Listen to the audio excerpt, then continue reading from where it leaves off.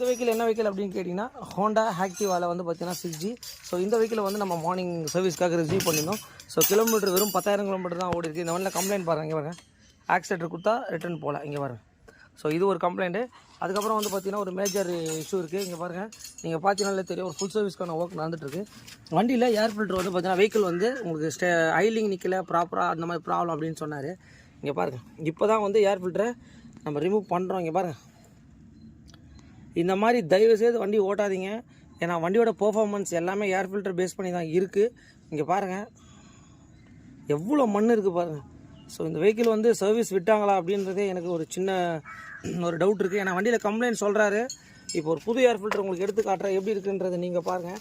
எப்படி இருக்குது, எப்படி இருக்கணும் அப்படின்றதுக்கு இங்கே பாருங்கள்.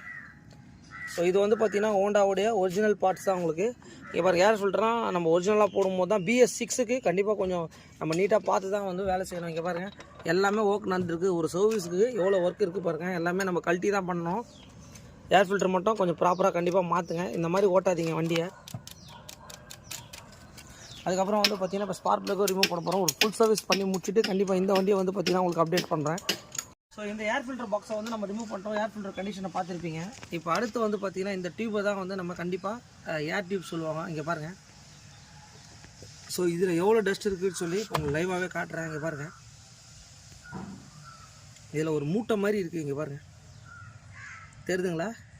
ஸோ இந்த ஏரு கண்டிப்பாக இந்த மாதிரி க்ளீனாக இருக்கணும் உங்களுக்கு. ஸோ இது ஒரு டஸ்ட்டு. அதுக்கப்புறம் இந்த பாக்ஸில் பாருங்கள். ஸோ இங்கே பாருங்கள், அந்த பாக்ஸில் வர எல்லாமே உங்களுக்கு க்ளோஸ் ஆகிட்டு இருக்குது. இங்கே பாருங்கள், இங்கே பாருங்கள், இது எல்லாமே உங்களுக்கு டஸ்ட்டு தான். இங்கே பாருங்கள், இந்த டஸ்ட்டு பாருங்கள், பார்த்தீங்களா எந்த அளவுக்கு டஸ்ட் இருக்குது பாருங்கள்.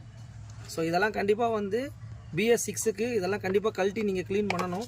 கண்டிப்பாக 100% க்ளீன் பண்ணால் மட்டும்தான் வந்து வெஹிக்கிள் வந்து நீங்கள் சொல்கிற அந்த running off complaint, pickup, mileage எல்லாமே நம்ம ப்ராப்ளம் பார்க்கணும். அதே மாதிரி கரெக்டாக வந்து இந்த மாதிரி ஒரு ப்ரஷ் வச்சுட்டு இங்கே பாருங்கள். ஸோ இந்த மாதிரி இந்த இடத்துலலாம் நம்ம க்ளீன் பண்ணணும். பார்த்தீங்கனாலே தெரியும் உங்களுக்கு. ஓகே, வந்து பார்த்திங்கன்னா இப்போ பார்த்தீங்கனாலே தெரியும் நம்ம சர்வீஸோடைய ஒர்க் நடந்துகிட்ருக்கு. இங்கே பாருங்கள், பிரேக் ஷூஸ் எல்லாமே போயிடுச்சு.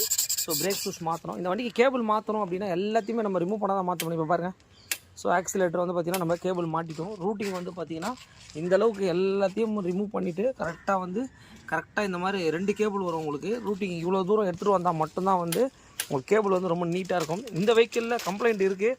ஏன்னா ஹோண்டா சீரியஸில் நம்ம போடுற வீடியோ கூட சொல்ல முடியாது, ஃபேக்ட்ரிக்கு கண்டிப்பாக போகணும். ஏன்னா எதை வச்சு சொல்கிறேன் அப்படின்னா, இந்த மாதிரி கேபிள் அடிக்கடி ஃபால்ட்டு வருதுன்னா கண்டிப்பாக வந்து என்ன பண்ணுறது, கஸ்டமருக்கு தான் வந்து பார்த்திங்கன்னா இது ஒரு loss of pay. Double cable கொடுக்குறதுனால இந்த இஷ்யூலாம் வருது உங்களுக்கு.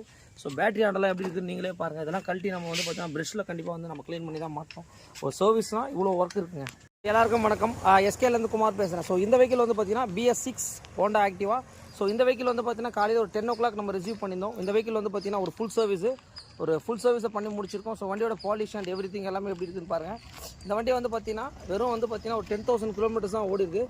பட் இந்த வண்டி கேபிளெலாம் கம்ப்ளைண்ட் இருந்தது. ஸோ 2 கேபிளுமே நம்ம மாற்றிட்டோம். ஒரு ஃபுல் சர்வீஸ் பண்ணியிருக்கோம்.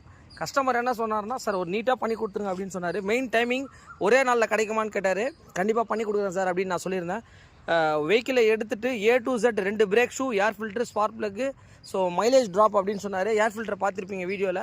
கண்டிப்பாக வந்து இந்த மாதிரி எந்த வண்டியாக இருந்தாலும் SKவை கான்டாக்ட் பண்ணுங்கள். மெயின் டைமிங் தாங்க. காலையில் வண்டியை கொடுக்குறாரு, நம்ம கமிட்மெண்ட் வைஸ் எடுத்துகிட்டு க்ளீனாக அவருக்கு நம்ம ரெடி பண்ணி கொடுக்குறோம் கஸ்டமருக்கு. ஏன்னா அதை பேஸ் பண்ணி தான் அவங்களும் வராங்க. ஏன்னா வண்டி இல்லைனா இன்றைக்கி எதுவுமே பண்ண முடியாது. இந்த மாதிரி எந்த வண்டியாக இருந்தாலும் கண்டிப்பாக வந்து நீங்கள் சொல்லுங்கள், நம்ம வந்து பண்ணி கொடுத்துட்ருக்கோம். ஒரிஜினாலிட்டி பிரகாரம் நம்ம பண்ணி கொடுத்துருக்கோம். Okay, thanks to all.